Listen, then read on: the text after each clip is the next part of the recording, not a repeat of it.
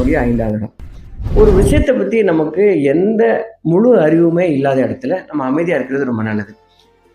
தமிழில் கூட ஒரு விஷயம் சொல்லுவாங்க.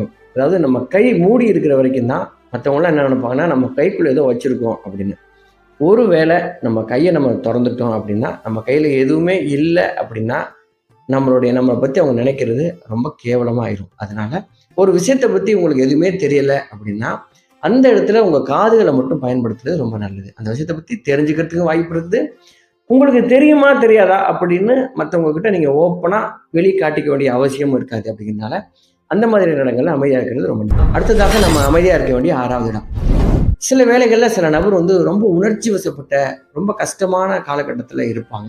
அந்த இடத்துல போய் நீங்கள் அவங்களுக்கு அட்வைஸ் பண்ணுறேன், இல்லைன்னா அவங்கள நான் எப்படியாவது நெகட்டிவிட்டிலேருந்து பாசிட்டிவிட்டி கொண்டு வர்றேன் அப்படின்னு சொல்லி பெரிய மோட்டிவேஷனலாக பேசுறது, இந்த மாதிரியான விஷயங்கள்லாம் வச்சுக்கவே கூடாது.